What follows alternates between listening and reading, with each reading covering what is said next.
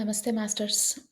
ఈరోజు మనం చెప్పుకోబోయే కథ, మనకి ఎవరు ఇంపాక్ట్ చేస్తారు లైఫ్‌లో. అంటే కొన్నిసార్లు అనుకుంటాం, అబ్బా! వీళ్ళ వల్ల మనకి ఎన్నో ప్రాబ్లమ్స్ రా బాబు! వీళ్ళు లేకపోయుంటే బావుండు అని. లేకపోతే ఇంకొన్ని సార్లు ఏమనుకుంటామంటే, అసలు వీళ్ళు ఎంత లక్కీ కదూ! మనమంతా పని చేస్తుంటే వీళ్ళంతా చక్కగా ఎంజాయ్ చేస్తున్నారు. మన పనిని వీళ్ళు ఎంజాయ్ చేస్తున్నారు అని మనం అనుకుంటాం. అంటే మన కష్టాన్ని వేరే వాళ్ళు ఎంజాయ్ చేస్తున్నారు. ఉంటారు కొంతమంది అట్లా ఇంట్లో చుట్టాలు గాని ఏదైనా మనం కష్టపడి అంతా ఒక ఇల్లు కట్టుకున్నా, ఏదున్నా వాళ్ళొచ్చి మన ఇంట్లో ఉంటారు. అయితే మనం ఏమనుకుంటాం, మన వల్ల వీళ్ళు ఎంజాయ్ చేస్తున్నారు అసలు లైఫ్‌లో.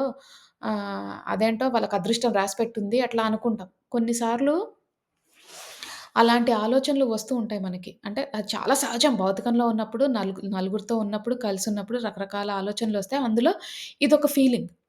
ఏంటంటే వేరే వాళ్ళు మన కష్టాన్ని ఎంజాయ్ చేస్తున్నారు. లేకపోతే వాళ్ళ వల్ల మనకిబ్బందవుతుంది. ఏదో ఒకటి అలాంటిది. అంటే మనం హ్యాపీగా లేము. ఆ వేరే పర్సన్ మనతో ఉన్నందుకు మనం హ్యాపీగా లేము బేసిక్‌గా. మనం సంతోషంగా లేము. ఏదో వాళ్ళు మనల్ని ఇబ్బంది పెడుతున్నారో, లేకపోతే మనల్ని వాడేసుకుంటున్నారో, లేకపోతే ఆహ్, వాళ్ళ అదృష్టంగా భావిచ్చేస్తున్నారు. మన వల్ల వాళ్ళకి అదృష్టం వస్తుందనే భావన మనకుంటది. అలాంటి కథే ఈ కథ. చాలా నేర్చుకోవచ్చు ఈ కథలో. అయితే ఒక ఊర్లో ఒక విధవరాలుండేదనమాట. అంటే ఒక విడో. భర్త చనిపోయాడు. ఒక పాపుంది. ఒక పాపకి 4 5 పాప. ఆ ఊరు ఇది అంటే పాత కాలం కథ. అమెరికాలో జరిగిన కథ. అమెరికాలో నిజంగా జరిగిన కథ. అయితే ఆ తల్లి ఇప్పుడు ఇప్పుడు పెద్ద అంటే టెడ్ టాక్ అయిందనమాట. తనదొక టాక్ ఉంది. టెడ్ షో అంటే అది మాటలు క్లాసెస్ చెప్తారు. అందులో చెప్పిందనమాట. ఆవిడ చెప్పిన కథ ఇది. స్వయంగా చెప్పిన కథ. అయితే ఆవిడ కష్టంలో ఉన్నప్పుడు అంటే కష్టాల్లో ఉన్నప్పుడు ఒంటరి అమ్మాయి అంటే కొంచెం ఇబ్బందులు పడతారు గదా! సింగిల్ పేరెంట్ ఇప్పుడు కాదు. We are talking about 40 years back అంటే 40 ఏళ్ల కిందట జరిగిందిదంతా. 40, 50 ఏళ్ల కిందట. అప్పుడు కూడా ఆడవాళ్ళు ఏ కంట్రీలో ఉన్నా ఇబ్బందులు పడాల్సిందే. అంటే పెళ్లవ్వంగానే భర్త చనిపోవడము అవన్నీ బ్యాడ్ లక్ కిందనే భావిస్తారు. ఒకవేళ పెళ్లవ్వంగానే భర్త చనిపోతే భార్యని బ్యాడ్ లక్ అంటారు. అంటే దురదృష్టం అంటారు. అదే పెళ్లయిన తర్వాత భార్య చనిపోతే భర్తని దురదృష్టం అనరు. వేరే అమ్మాయికిచ్చి పెళ్లి జేస్తారు. అది ఏ కంట్రీలో అయినా, ఎక్కడైనా కల్చర్‌లో అయినా అమ్మాయికిచ్చిన స్టేటసే అది. అయితే అలాంటివి చాలా జరిగినాయి. ఇప్పుడిప్పుడు చాలా మారినాయి. మంచి స్టేజ్‌లో ఉన్నాం మనం ఇంకా. ఇప్పుడు అమ్మాయిలకి హక్కులని ఇవన్నీ చాలా ఉన్నాయి. కానీ ఇది అప్పుడు కాలంలో జరిగిన కథ కాబట్టి ఒక ఊర్లో, ఒక చిన్న గ్రామంలో జరిగిన కథ అమెరికాలో. అయితే ఆమెది బ్యాడ్ లక్ అని అందరికి ఫీలింగనమాట. ఎందుకంటే పెళ్లవ్వంగానే వాళ్ళ భర్త ఆహ్, యాక్సిడెంట్‌లో చనిపోయాడు. అప్పుడు తను జస్ట్ పెళ్లయిన 2 నెలలకో ఎంతో అవ్వంగానే చనిపోయాడు భర్త. అప్పుడు ఆమె ప్రెగ్నెంట్ అనమాట. అలానే ఆ ఊర్లో ఉంటూ ఉంది. అందరూ మొహం మీద అనకపోయినా ఆ ఫీలింగయితే అందరూ పెట్టేసుకున్నారు మనసులో. ఈమెది బ్యాడ్ లక్ పెళ్లవ్వంగానే భర్తని చంపేసింది అని. అది ఉండిపోయింది. అయితే ఒకసారి ఏమైంది ఈమెకి ఊర్లో గూడా ఆహ్, ఉద్యోగాలు దొరికేవి గాదు. ఏ షాప్‌లోకెళ్ళి పని చేద్దామన్నా గూడా మీది బ్యాడ్ లక్. అమ్మో! మనకు షాప్‌కి నష్టం వస్తదేమో అని ఉద్యోగం ఇచ్చేవారు గాదు. ఆమేమో చిన్న చితకా జాబులు చేసుకుంటూ ఇక్కడ, అక్కడ గ్యాస్ స్టేషన్‌లో అక్కడ పని చేసుకుంటూ బ్రతికేది. ఏదో అమ్మాయికి సంపాదించుకొని. అది ఊరు గాబట్టి కొంచెం ట్రెడిషనల్‌గా ఉన్నారు వాళ్ళందరూ అని అనుకునేది. అంటే కొంచెం పాత ఆహ్, ఐడియాస్‌తో ఉన్నారు వీళ్ళందరూ. నేను సిటీకెళ్ళి పని జేసుకుంటాను. అక్కడ చాలా మంది బ్రాడ్‌గా ఆలోచిస్తారు అని ఒకరోజు రాత్రి బస్సెక్కింది బయలుదేరడానికి. వాళ్ళ ఊరు నుంచి సిటీకి రావడానికి బస్సెక్కింది. అయితే ఆ బస్సెక్కినప్పుడు సిటీకి రావడానికి 12 అవర్స్ బస్‌లో జర్నీ. అంటే రమారమి 8కి ఎక్కితే పొద్దున 8కి దించుతాడు సిటీలో. తను, కూతురు ఇద్దరు ఎక్కారు రాత్రి పూట. ఎక్కంగానే ఆ ఊర్లో నుంచి ఎళ్ళే వాళ్ళందరూ ఉంటారు కదా! సిటీకెళ్ళేవారు. చిన్న ఊరు ఎక్కువ లేవు. 100 ఇళ్ళు గూడా ఉండవు. అందరికీ ఈ అమ్మాయి తెలుసు. అందరికీ ఈ అమ్మాయి బ్యాడ్ లక్ అని తెలుసు. ప్రతి ఒక్కళ్ళకి తెలుసు. బస్ ఎక్కంగానే అందరూ నసుక్కుంటున్నారు. అమ్మో! ఈమె ఎక్కింది బాబోయ్! ఏమవుతదో, ఏమవుతదో అని చాలా నసిగారు. అయితే ఆమె ఆమెకి అర్థమైంది. కాకపోతే ఏమి చేయలేని పరిస్థితి. ఊరు దాటి ఎళ్ళాలి. ఎట్లా? ఆప్షన్ ఏముంది? ఊరు ఊరు నుంచి ఎళ్ళాలంటే బస్సొక్కటే. సో, వాళ్ళేమంటే అనుకోని అని ఎక్కి కూర్చుంది. కూర్చోంగానే కొంచెం దూరం వెళ్ళంగానే వర్షం స్టార్ట్ అయింది. ఆ రోజు వెదర్‌లో వర్షం లేదు. కానీ సడెన్‌గా వర్షం స్టార్ట్ అయింది. ఇగ అందరూ మనసులో అనుకున్నారు. అబ్బా! ఈమె ఎక్కింది, వర్షం స్టార్ట్ అయింది. చూడు పెద్ద కుంభపోత పడుతుంది. అసలు వర్షం ఆగనే ఆగట్లేదు. ఇంత వర్షం ఎప్పుడు చూడలేదు అని అనుకున్నారు. ఇగ ఆ డ్రైవర్‌కి చిరాగ్గానే ఉంది. ఎక్కిన వాళ్ళందరికీ చిరాగ్గానే ఉంది. అసలెవ్వరికీ నచ్చట్లేదు ఆ అమ్మాయి ఎక్కిందని. ఇగ మనసులో పెట్టుకున్నారు. ఆపుకొని ఉన్నారు కోపాన్ని. ఇక సడెన్‌గా ఇంకొంచెం దూరం వెళ్ళంగానే ఏమైంది, అంటే రాత్రి 10:30 టైంకి అంటే 2 గంటలు జర్నీ చేశారు వాళ్ళ ఊరు నుంచి. ఈ అమ్మాయి అట్లనే అంత అర్థమవుతుంది. అందరూ మాట్లాడుకుంటున్నారు ఈమె గురించి అని అర్థమవుతుంది గానీ ఓపిక పట్టి ఉంది. అయితే 10:30 టైంకి సడెన్‌గా బస్ ఆగిపోయింది. ఆ డ్రైవర్ అంటాడు, "నా లైఫ్‌లో ఎప్పుడు జరగలేదు. బస్ ఆగిపోవడం ఇట్లా. నేనెప్పుడు చూడలేదు లైఫ్‌లో. నేను ఇన్ని సార్లు నడిపించాను బస్సుని. అసలు ఈ బస్సుకంటూ ప్రాబ్లమ్ రావడం ఏంటి? అసలెప్పుడు రాలేదు ఇట్లా" అని ఫోను జేయడానికి ట్రై చేస్తాడు. అప్పట్లో ఇక్కడ ఫోన్లుండవు గదా! పక్కన దిగి ఒక ఒక ఆ స్టాండ్ ఫోన్లుంటాయి గదా! ఫోను బూత్‌లు అక్కడికెళ్ళి ఫోను జేయడానికెళ్తారు. ఇక ఇతను ఈ ఈ బస్‌లో కూర్చున్న వాళ్ళందరికీ తెలుసు కదా! తిన గురించి. "ఇదిగో నువ్వెక్కావు. నీ వల్లనే ఇదంతా అయ్యింది. నువ్వు దిగు వేరే బస్ ఎక్కు. మా అందరికీ ఇబ్బంది కలిగిస్తున్నావు. నీ వల్లనే వర్షం పడుతుంది. ఇంత కుంభపోత వర్షము. అలానే వర్షంతో పాటు ఆహ్, బస్సు గూడా ఆగిపోయింది. నీ నీ కాలే ఐరన్ లెగ్. అసలు నువ్వింత ఇంత ఇది అంటే చెడు తీసుకొస్తావు. బ్యాడ్ లక్‌ని తీసుకొస్తావు మాకు. దిగిపో నువ్వు నీ కూతురు ఇద్దరు దిగిపోండి" అని అంటారు. ఆమె ఏడుస్తది, బతిమలాడుతది. అసలు నేను ఆడదాన్ని అసలెక్కడికెళ్తారు? ఇప్పుడు 10:30 టైమవుతుంది. వర్షం పడుతుందంటే, అదిగో అక్కడ ఒక షెడ్డుంది. ఆ షెడ్ కింద పోయి కూర్చో. ఏదో ఒక బస్సొస్తది. లేకపోతే లిఫ్ట్ అడిగి పో ఎవరితోటైనా. మా బస్‌లో మాత్రం కూర్చోడానికి లేదు. మేము 20 మందిమున్నాం బస్‌లో. మా అందరికీ నష్టమవుతది నీ వల్ల. ఏమైనా అవ్వచ్చు. ఎప్పుడైనా ఏమైనా అవ్వచ్చు. అని ఇంక తిట్టి దించేసి పంపించేస్తారు. అంత లోపలికి ఆ డ్రైవరొస్తాడు. వచ్చి అంటాడు, "పాపం ఆడపిల్ల ఆమెనెందుకు ఇబ్బంది పెడుతున్నారంటే, మీకు తెలీదు తిని గురించి. తినది బ్యాడ్ లక్" అని చెప్పి అనంగానే ఆ డ్రైవర్ కూడా కన్విన్స్ అయిపోతాడు. అవును. ఎప్పుడు జరగంది జరిగినప్పుడు ఏమనుకుంటాడు? కోయిన్సిడెన్స్ అయినప్పుడు ఏమనుకుంటారు? ఈమె వల్లనే అయింది. నాకిప్పుడు ఇన్ని రోజులు సర్విస్ చేశాను. 20 ఏళ్ళు సర్విస్ చేశాను. ఒక్కసారి కూడా కాలేదు. ఇన్ని అనుకున్నప్పుడు వీళ్ళందరూ చెప్పినప్పుడు అది మనం మారిపోతాం. అందరూ ఒకటే గుంపుగా మనని ఇన్‌ఫ్లూయెన్స్ చేస్తారనమాట. అట్లానే డ్రైవర్ కూడా మారిపోయాడు. సరే అనేసి ఇగ డ్రైవర్‌కి కొంచెం ఎక్కడో బాధగా ఉన్నా దించేసి వెళ్ళిపోయాడు. ఆ అమ్మాయిని దించేసాడు. దించేయంగానే అది స్టార్ట్ చేయడానికి ట్రై చేస్తాడు. అది స్టార్ట్ అవ్వట్లేదు. సౌండొస్తది. ఇంకా వెళ్ళలేదు. ఇంకా కార్ అక్కడే ఉంది. సారీ బస్ అక్కడే ఉంది. ఈమె ఏం చేసింది ఇగ అందరూ దిగిపోమన్నాక ఇగ అందరూ గొడవ చేసి కొట్లాటకొస్తుంటే ఇంగేం చేస్తది దిగిపోయింది. తను కూతురు దిగిపోయింది. వర్షం పడుతుంది. అసలు ఎక్కడికెళ్ళాలో తెలీదు. సామాన్లున్నయి. అన్నీ సర్దుకొని ఊరొదిలేసి వెళ్ళిపోతుంది గదా! అయితే ఆ షెడ్ దగ్గరికెళ్తది. ఆ షెడ్డు ఒక 3 నిమిషాలు, 4 నిమిషాలు నడిస్తే ఆ బస్సు నుంచి 3 నిమిషాలు నడిస్తే షెడ్డొస్తదనమాట. కొంచెం దూరంలో ఉంది ఆ షెడ్. ఆ షెడ్ దగ్గర ఉండంగానే ఆ పాపని చూస్తారు. ఆ పాప పాపం 4 ఏళ్ల పిల్ల రాత్రి పూట 10:30కి ఏం చేస్తారు ఇద్దరు కూర్చొని ఏడుస్తుంటది. దండం పెట్టుకుంటది. భగవంతుడా! నేను నిజంగానే అంత బ్యాడ్ లక్కా అని ఉంటది కదా బాధ. చెప్పుకోలేని బాధ. బాధపడుతున్నప్పుడు సడెన్‌గా ఏమవుతదంటే ఒక మెరుపు అంటే థండర్ స్టార్మ్ లైట్నింగొచ్చి, మెరుపొచ్చి ఆ బస్సు మీద పడతది. ఆ బస్సు మీద పడి, ఆ బస్సు కాలిపోయి అందులో వాళ్ళందరూ చనిపోతారు. అయితే ఇది ఎట్లా అనుకోవాలి అంటే, పక్కన వాళ్ళందరూ అంటే ఎవరైతే ఊర్లో ఉన్న వాళ్ళందరూ అంటారో ఫస్ట్ అంటారు, "ఈ అమ్మాయి చెడు వల్ల ఇదంతా జరిగిందంటారు." కాకపోతే ఆ అమ్మాయి దిగిపోయింది గదా! అప్పుడొక మాస్టరొచ్చి అంటాడు, "మీరందరూ అనుకున్నారు ఆ అమ్మాయిది చెడు చెడు పాదమని అంటే బ్యాడ్ లక్, ఐరన్ లెగ్ అనుకున్నారు. గానీ ఆ అమ్మాయి ఉండడం వల్ల అంతసేపు పిడుగు పడలేదు. ఆ అమ్మాయి దిగిపోయిన తర్వాత పడింది. ఆ అమ్మాయి, వాళ్ళ అమ్మాయి కూతురు దిగిపోయిన తర్వాత పడింది. అంటే మీకేం అర్థమవుతుంది? ఆ అమ్మాయి వల్ల మీకు అదృష్టం జరిగింది. ఎన్నో జరగాల్సింది ఆ ఊర్లో వాళ్ళ భర్త ఒక్కడే చనిపోయాడంతే. ఇంకెన్నో జరుగుండేవేమో చెడు ఆ ఊర్లో. కానీ జరగలేదే.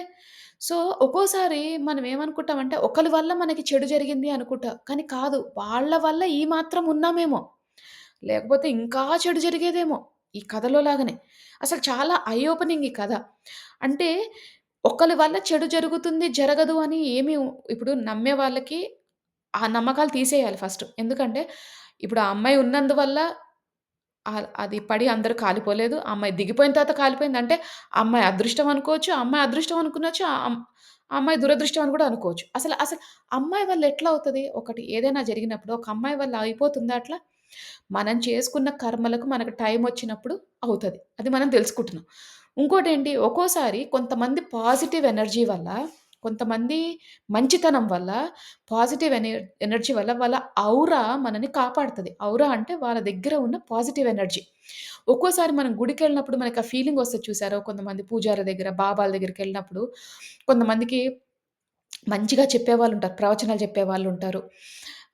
దొంగ బాబాలు గాదు. మంచి బాబాలుంటారు. అంటే నిజంగా సెల్ఫ్‌లెస్‌గా ఉంటారు. అంటే వాళ్ళు ఏమి ఆశించరు. డబ్బులు కూడా ఆశించరు. ఏమి ఆశించరు ఎవరి దగ్గర గూడా.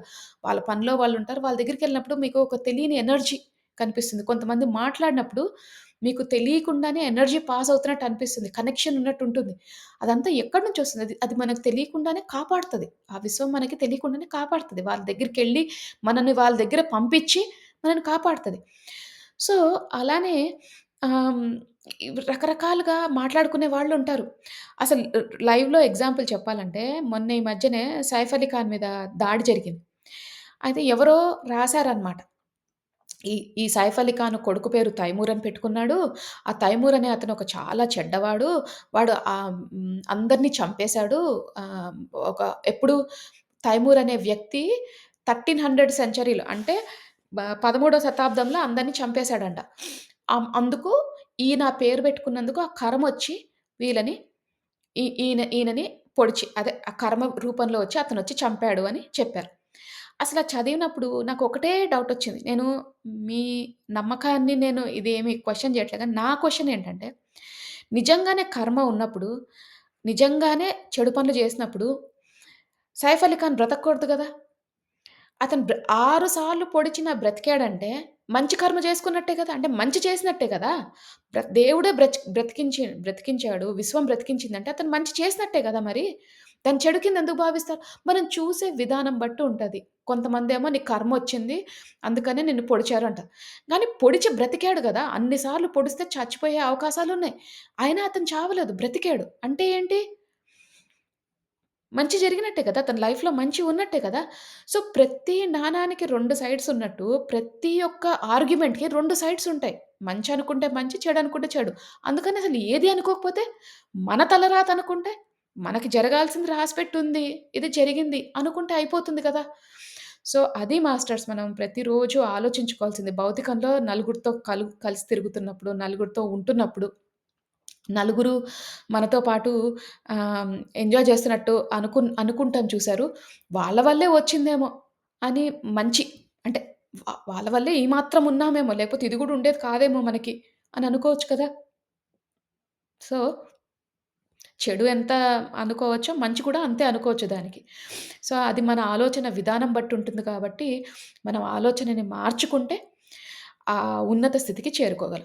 ఇలాంటి సరికాని ఆలోచనలుండి, ఒకళ్ళ వల్ల ప్రాబ్లమ్స్ అవుతాయి, ఒకళ్ళ కర్మ నాకొస్తది, ఒకళ్ళది ఇదవుతదని అని అనుకోవడం చాలా తప్పు. ఒక్కొక్కసారి మాస్టర్స్ కూడా మాట్లాడుతుంటారు. మేము ఒకళ్ళకి కౌన్సెలింగ్ ఇచ్చాము, వాళ్ళ కర్మంతా మాకొచ్చిందేమో అనుకుంట. ఎందుకొస్తది కర్మ? భగవంతుడు అట్లా ఇస్తాడా? ఎవరి లెసన్స్ వాళ్ళకిస్తాడు అంతేగాని 10థ్ క్లాస్ పిల్లోడి టెస్టు ఫోర్త్ క్లాస్‌కి ఇస్తాడా? ఫోర్త్ క్లాస్ అబ్బాయికి ఇవ్వడు గదా! ఎవరు నేర్చుకోవాల్సింది వాళ్ళకుంటది. ఎవరు నేర్చుకోవాల్సిన శిక్షణ వాళ్ళకి అందించేలాగా చూస్తాడు. అంతేగాని ఎవరో పేపర్ తీసుకొచ్చి మనకెందుకిస్తాడు? సో, అది గుర్తుంచుకోండి మాస్టర్స్. ఎవ్వరిది ఎవ్వరికీ రాదు. కనీసం ఆ ఫ్యామిలీలో తల్లిది పిల్లలకొస్తదంటారు గానీ, తల్లి అనుభవించాల్సిన బాధ తల్లిదే. ఒక తల్లి తప్పు చేసిందనుకోండి, పిల్లలు బాధపడుతుంటే ఆ తల్లికి చాలా బాధగుంటది. అందుకనే మనం అనుకుంటాం పిల్లలకొచ్చింది ఆ కర్మ అని. కానీ పిల్లల కంటే ఎక్కువ అక్కడ తల్లి బాధపడుతుంది. ఇప్పుడు ఒక తల్లి ఎవరినో హింస పెట్టింది. ఎవరో అనాథ పిల్లల్ని బాధపెట్టింది. తన సొంత పిల్లలకి బాధవుతది అని మనం అంటాం. ఆ కర్మ వస్తది అని. కర్మ రాదు. తల్లి కర్మే అది. ఆ తల్లి కర్మ అనుభవిస్తుంది. వాళ్ళ సొంత పిల్లలకేదైనా బాధవుతే ఆ తల్లి పడే నరకయాతన.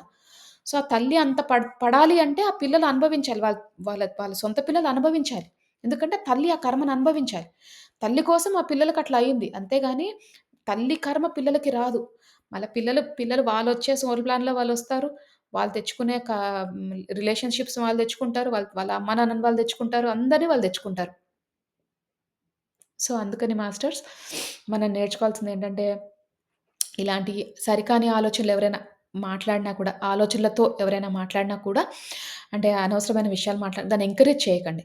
దాన్ని ఆర్గ్యూ చేయకండి. కానీ దాన్ని ఎంకరేజ్ చేయకండి. అవునంట, వాళ్ళట్లా అంట, వాళ్ళది బ్యాడ్ లక్ అంట అని అట్లా మాట్లాడి ఒక ఒక జీవితాన్ని ఒక్కొక్కసారి జీవితాలే నాశనం అయిపోతాయి.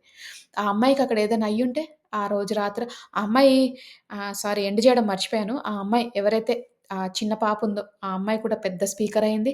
వాళ్ళ అమ్మ కూడా ఒక పెద్ద స్పీకర్ అయింది. వాళ్ళిప్పుడు ఎంతో ఉన్నతమైన స్థితిలో ఉన్నారు.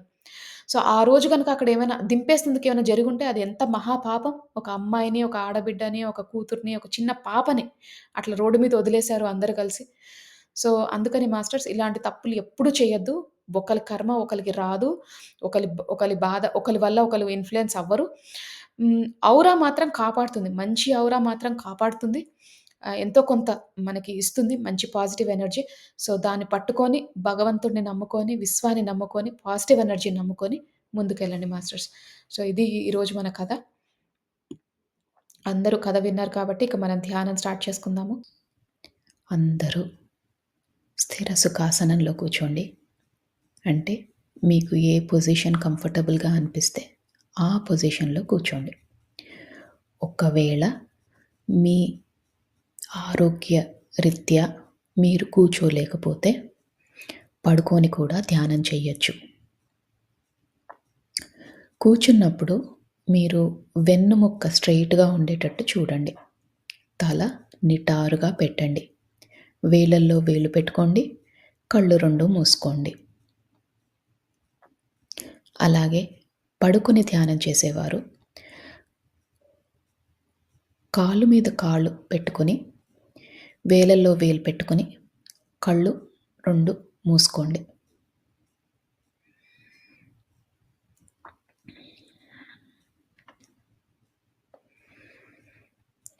ఇప్పుడు మనము నిండు శ్వాసని తీసుకుందాం.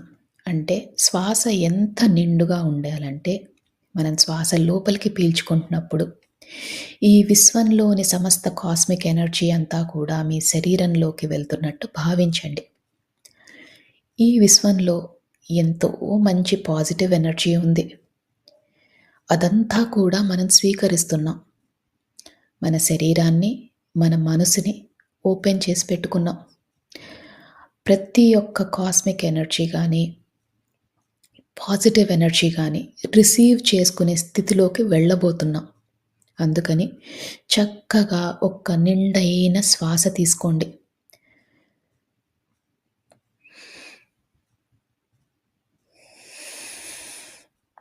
ఆ శ్వాసని వదిలేసేటప్పుడు మనలోని సరికాని ఆలోచనలు, చికాకులు, టెన్షన్‌లు ఏవైనా ఉంటే అవన్నీ తొలగించుకునే ప్రయత్నం చేయండి.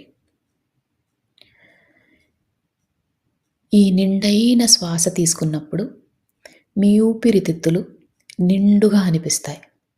అలాగే ఆ శ్వాసని వదిలేసేటప్పుడు చాలా తేలికైపోతాయి.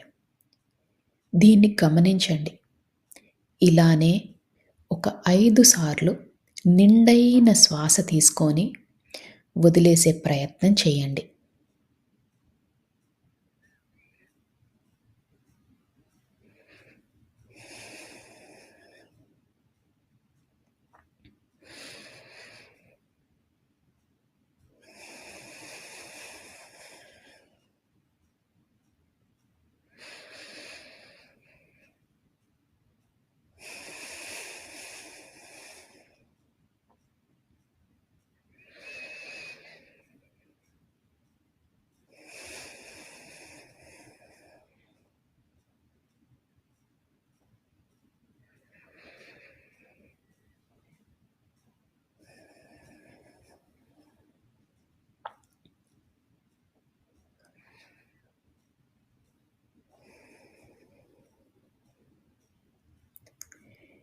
ఇప్పుడు మీ మనసు, శరీరం చాలా తేలికైనట్టు మీకు భావన కలుగుతుంది. మనమిప్పుడు శరీరంలో ప్రతి భాగాన్ని రిలాక్స్ చేసుకునే ప్రయత్నం చేద్దాం. అంటే ముందుగా సహస్రారం తల భాగం దాన్ని రిలాక్స్ చేసుకునే ప్రయత్నం చేద్దాం. అలానే ముఖము, చెవులు, భుజాలు, చేతులు, చేతి వ్రేళ్ళు, పొట్ట, నడుము, కాళ్ళు, పాదాలు, కాలి వ్రేళ్ళు అన్నిటినీ రిలాక్స్ చేసుకోండి. రిలాక్స్ చేయడం అంటే మీరు కంఫర్టబుల్ పొజిషన్లో కూర్చున్నట్టు, అలానే తేలిగ్గా అయినట్టు మీకు అనిపిస్తే మీ శరీరం రిలాక్స్ అవుతున్నట్టు. బిగించి పట్టకండి. శరీరాన్ని చాలా లూజ్గా, రిలాక్స్డ్గా చేయండి.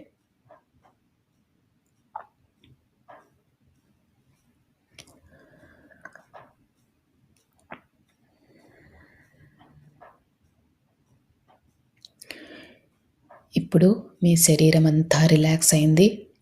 మీ మనసు కూడా చాలా తేలిక అయ్యింది. ఇక అతి ముఖ్యమైన విషయం, మీరు ఎలాంటి సమస్యతో బాధపడుతున్నా, ఎలాంటి స్థితిలో ఉన్నా, ఇదంతా తాత్కాలికమని మాత్రమే గుర్తించండి. ఎందుకంటే ఏ సమస్యకైనా ఒక సమాధానం ఉంటుంది. దాని దొరికే ప్రయత్నమే, దాన్ని కనుక్కునే ప్రయత్నమే ఈరోజు మనం చేసే ఈ ధ్యానం. అందుకని శరీరం అంతా రిలాక్స్ చేస్తున్నాం, మనసుని రిలాక్స్ చేస్తున్నాం. ఎలాంటి పరిస్థితులైనా కూడా ఒక అరగంట పాటు మనం అది పక్కన పెడుతున్నాం అంటే దాన్ని మర్చిపోయే ప్రయత్నం చేస్తున్నాం. మరి ఇది మర్చిపోవాలంటే మనకి ఆ భగవంతుని శక్తి కావాలి. మీ ఇష్టదైవమైన ఎవరైనా మీ ఇష్టదైవం ఉంటే ఆ ఇష్టదైవాన్ని మనస్ఫూర్తిగా నమస్కరించుకోండి. అలానే ఒకవేళ మీకు ఇష్టదైవం లేకపోయినా, భగవంతుడి పైన నమ్మకం లేకపోయినా, ఈ విశ్వంలోని ఉన్న కాస్మిక్ ఎనర్జీ, ఆ పాజిటివ్ ఎనర్జీ ఏదైతే మనల్ని నడిపిస్తుందో దాన్ని నమస్కరించుకొని, కృతజ్ఞతలు తెలియజేసుకొని మనతో పాటు ధ్యానం చేయడానికి ఆహ్వానించండి. మీ ఇష్టదైవాన్నైనా, ఈ పాజిటివ్ ఎనర్జీనైనా మనతో పాటు ధ్యానం చేసే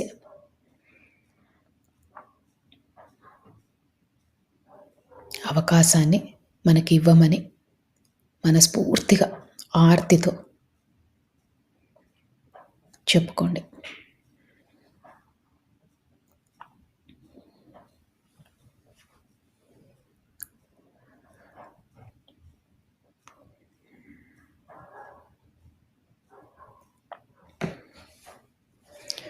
మీ శరీరం అంతా తేలికైపోయింది. మీ మనసు కూడా చాలా తేలిగ్గా ఉంది. ఇక మనం ధ్యాన లోతుల్లోకి వెళ్దాం.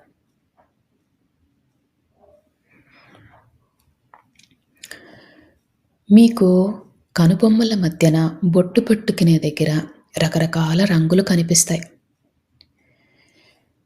కొన్నిసార్లు విజన్స్ కానీ, కాంతులు కానీ కనిపిస్తాయి.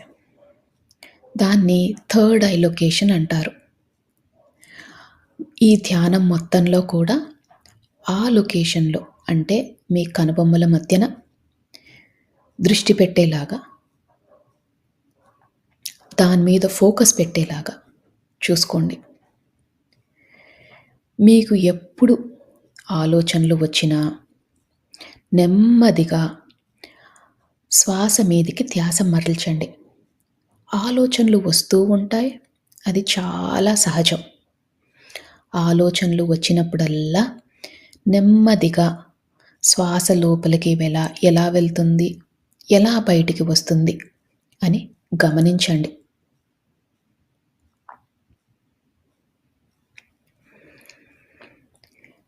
ఆలోచనలతో పోట్లాడొద్దు.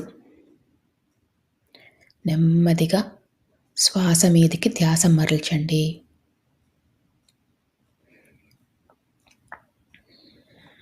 ఈ ప్రక్రియలో, ఈ ధ్యాన ప్రక్రియలో చాలాసార్లు ఆలోచనలు వచ్చే అవకాశం ఉంది. మనం ధ్యానం లోతులోకి వెళ్ళినప్పుడు ఏ ఆలోచనలు రావు. అందుకనే ఆలోచనలు వచ్చినప్పుడల్లా శ్వాస మీదికి ధ్యాస మరల్చండి.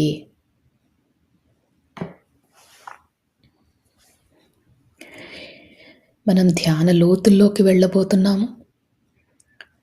ఇక ఒక్క 3 సార్లు మళ్ళీ మంచి నిండైన శ్వాస తీసుకొని వదిలేయండి.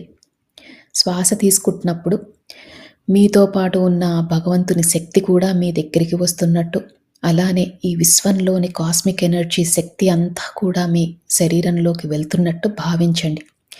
ఈసారి ఆ శక్తి రెండింతలయ్యింది. ఎంతో అద్భుతమైన ఈ శక్తిని మనం స్వీకరిస్తున్నాం. అందుకని శ్వాస లోపలికి వెళ్ళేటప్పుడు చక్కగా నిండుగా మీ ఊపిరితిత్తులన్నీ కూడా నిండుగా అయ్యేటట్టు భావించి ఆ శ్వాసని తీసుకొని మళ్ళీ వదిలేయండి. ఇలా 3 సార్లు చెయ్యండి.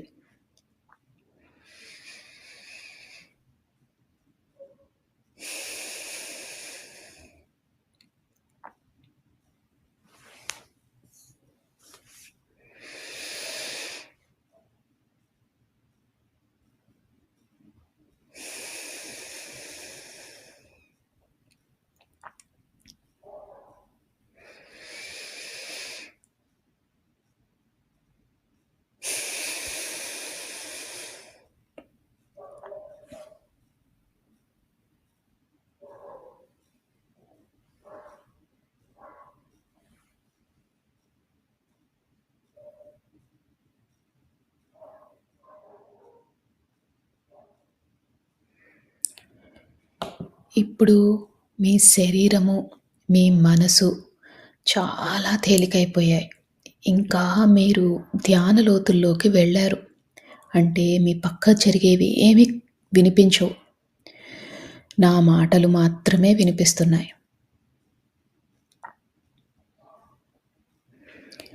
ఆ కనుబొమ్మల మధ్యన ఉన్న ఆ ప్రదేశాన్ని, అంటే థర్డ్ ఐ లొకేషన్‌ని బాగా ఫోకస్‌లో పెట్టండి. ఒక్కోసారి మీకు ఆ థర్డ్ ఐ లొకేషన్‌లో కొంచెం భారంగా అనిపించినా, నొప్పిగా అనిపించినా అది చాలా సహజం.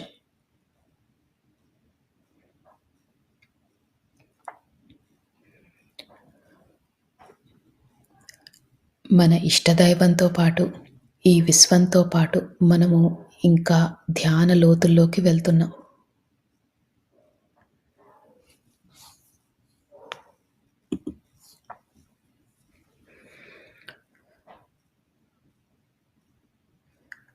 ఈ ధ్యాన లోతుల్లోకి వెళ్ళేటప్పుడు మీరు గమనించాల్సిన విషయం, మీ శరీరమంతా చాలా తేలికైపోయింది.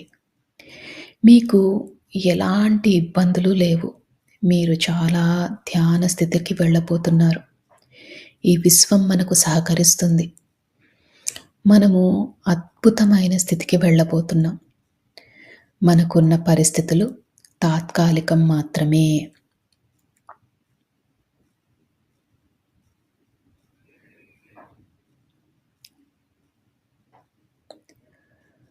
మనము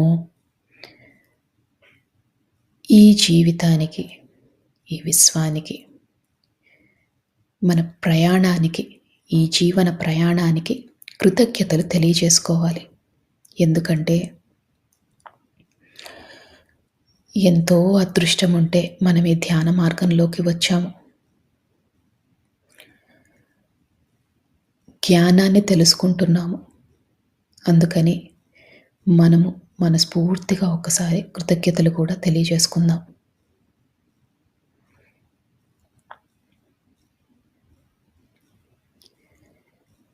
ఈ కృతజ్ఞతలు తెలియజేసినప్పుడు మీ శరీరం ఇంకా తేలికవుతుంది. ఎందుకంటే మీలోని సరికాని ఆలోచనలన్నీ తొలగిపోయాయి. మీరు ఎంతో రుణపడి ఉన్నారు ఈ అవకాశానికి, ఈ విశ్వానికి.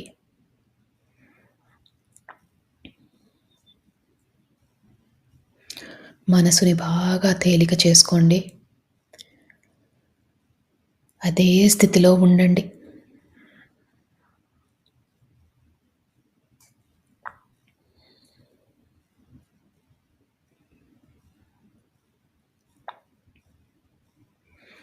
ఆలోచనలు వస్తూ ఉంటాయి. ఆలోచనలు వచ్చినప్పుడల్లా కూడా నెమ్మదిగా శ్వాస మీదికి ధ్యాస మరల్చండి.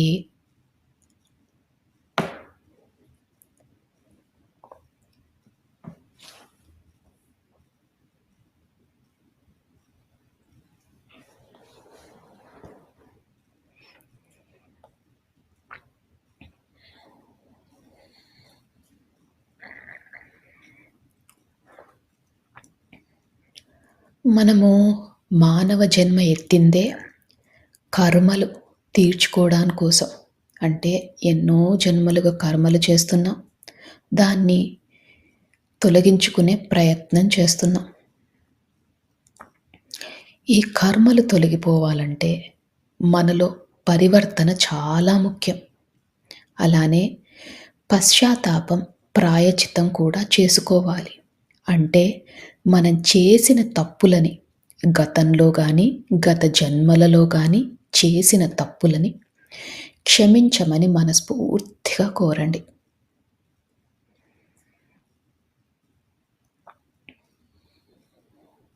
అలానే పరివర్తనలో ఉంటాము అని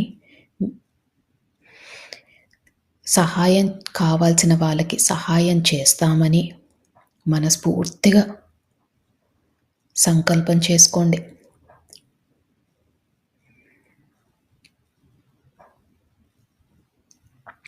మా వద్దకు సహాయం కోరి వచ్చిన వారికి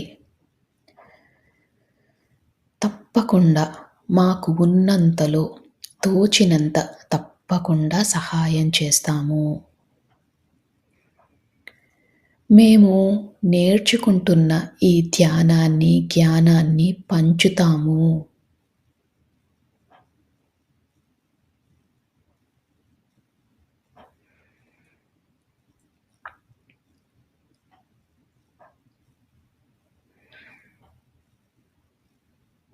ప్రతి జీవాత్మకు కూడా మా వల్లే సుఖంగా బ్రతికే హక్కు ఉందని తెలుసుకున్నాము.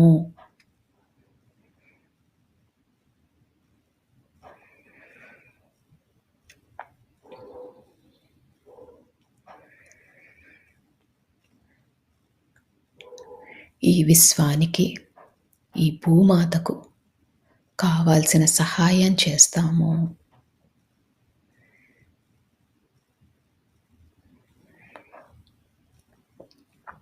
ఈ సంకల్పాలు మనం చెప్పుకున్నప్పుడు మీ శరీరం ఇంకా తేలికవుతుంది. మీ మనసు కూడా బాగా తేలికవుతుంది.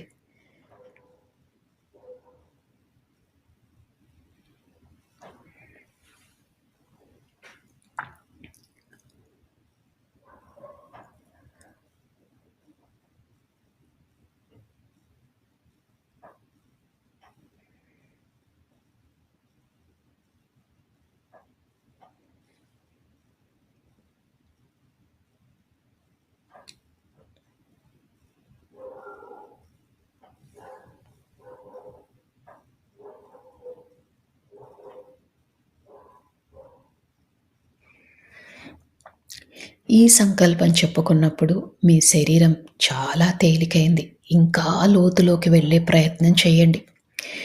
మీ పక్కన ఏది జరుగుతున్నా మీకు పట్టించుకోవద్దు. నా మాటలు మాత్రమే మీకు వినిపిస్తున్నాయి. ఈ ధ్యాన లోతుల్లోకి మీరు వెళ్ళిపోయారు. ధ్యానంలో ఆ మహాదేవుడిని, ఆ పరమశివుడిని, ఆ జగన్మాతను, మీ ఇష్టదైవాన్ని, అలానే మీకు ఈ విశ్వం నుంచి కావాల్సిన సహకారం దొరకాలని మనస్ఫూర్తిగా కోరండి.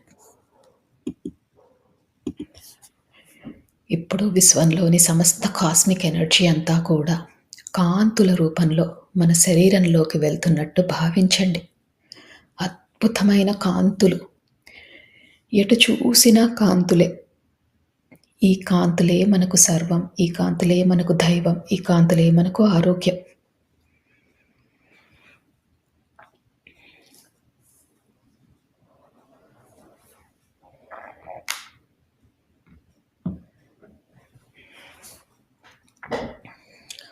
ఈ అద్భుతమైన కాంతుల వల్ల మన శరీరం చాలా ఆరోగ్యంగా ఉంటున్నట్టు భావించండి. అలానే ఈ ధ్యానం చేసినందువల్ల మనలోని సరికాని ఆలోచనలు అన్నీ తొలగిపోతున్నట్టు భావించండి.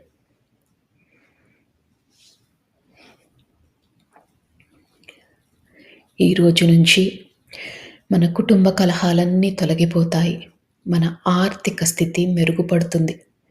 మనం పడుతున్న మానసిక వ్యధ తొలగిపోతుంది. మన ఆరోగ్యం మెరుగుపడుతుంది. అద్భుతమైన కాంతులు. ఎటు చూసినా కాంతులే.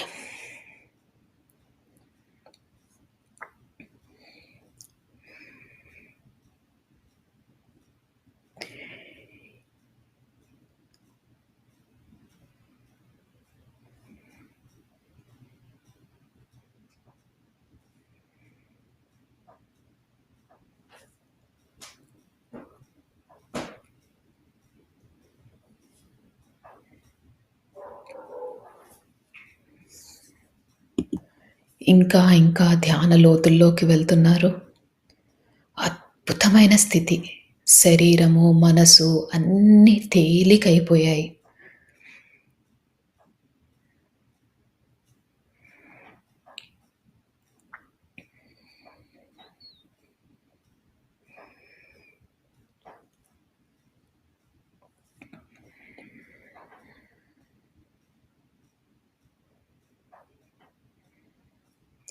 ఒకవేళ ఆలోచనలు వస్తుంటే, ఆలోచనలని వాటితో పోట్లాడకుండా నెమ్మదిగా శ్వాస మీదికి ధ్యాస మరల్చండి.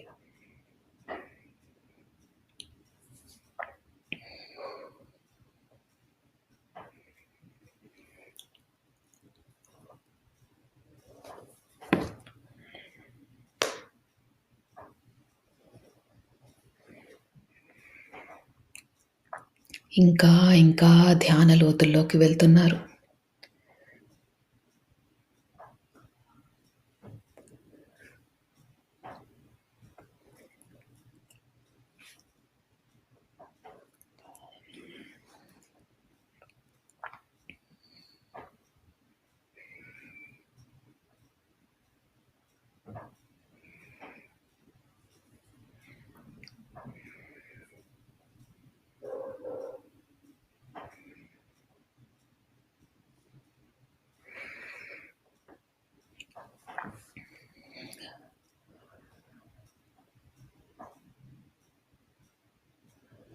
కనుబొమ్మల మధ్యన బొట్టు పెట్టుకునే దగ్గర మీకు రంగులు కనిపించిన, కాంతులు కనిపించిన, విజన్స్ కనిపించిన ఇంకా లోతుకు వెళ్ళండి.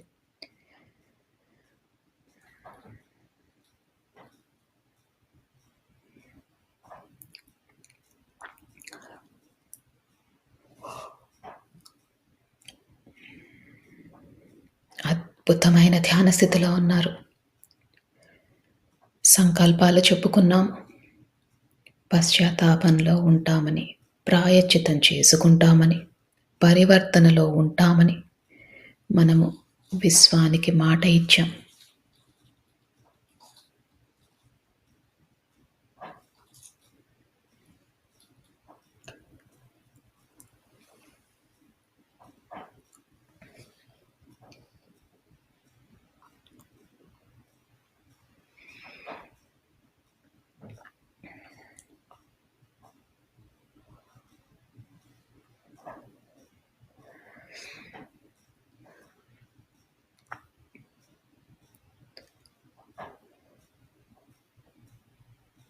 మీ శరీరాన్ని గమనించండి.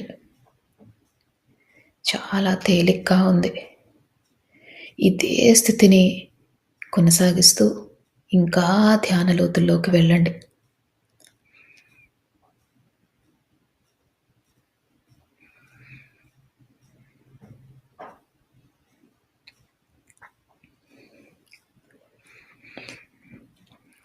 ఇప్పుడు మీరు ఈ జన్మలో ఎవరినైనా మీరు బాధ పెట్టి ఉంటే మనస్ఫూర్తిగా వాళ్ళకి క్షమాపణలు తెలియజేసుకోండి.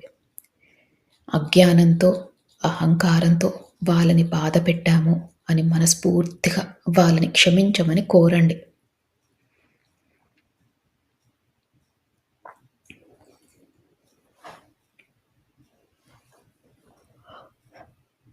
అలానే ఎవరైనా మిమ్మల్ని బాధపెట్టి ఉంటే ఈ ఈ గతంలో వారిని మనస్ఫూర్తిగా మీరు క్షమించండి. వారు తెలియక, అజ్ఞానంతో, అహంకారంతో తప్పులు చేసి ఉంటారు. అందుకని మీకు వారిపైన ఎలాంటి కోపమున్నా, ద్వేషమున్నా అవన్నీ తొలగించుకోండి.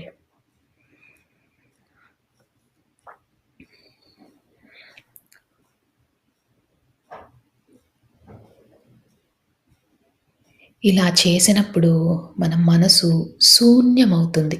మనసు శూన్యమైనప్పుడే ఈ విశ్వంతో అనుసంధానం అవ్వగలం.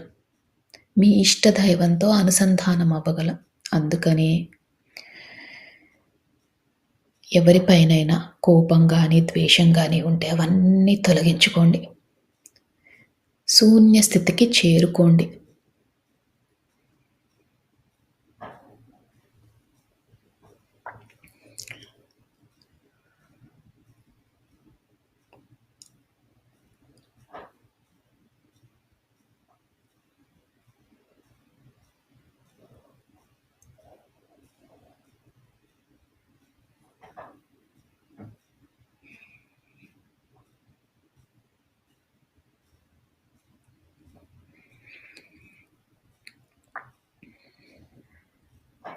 ఎప్పుడైతే మనం క్షమాపణ కోరామో, మనని బాధపెట్టిన వారిని క్షమించామో, మన మనసు శూన్య స్థితికి చేరుకుంది. మీరు ఇంకా ధ్యాన లోతుల్లోకి వెళ్తున్నారు.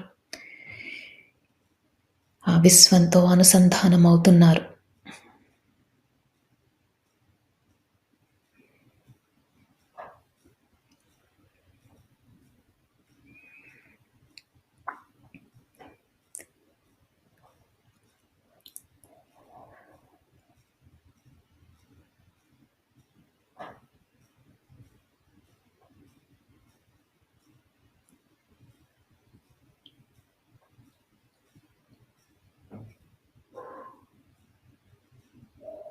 ఇదే స్థితిని కొనసాగిస్తూ మీరు ఇంకా ధ్యాన లోతుల్లోకి వెళ్ళండి.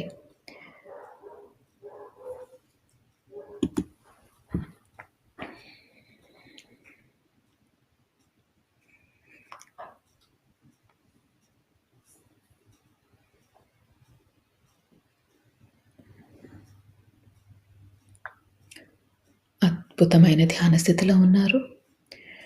ఇదే స్థితిని కొనసాగిస్తూ మీరు ఇదే స్థితిలో ఉండొచ్చు.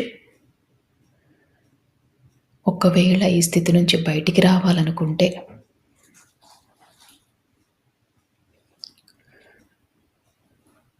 మీ శరీరాన్ని కొద్దిగా కదపండి. నెమ్మదిగా మీ ధ్యాన స్థితిలో నుంచి బయటికి రండి. చేతులు 2 విడదీయండి. కళ్ళ మీద పెట్టుకోండి. మీతో పాటు ధ్యానం చేసిన వారందరికీ కూడా మనస్ఫూర్తిగా కృతజ్ఞతలు తెలియజేసుకోండి.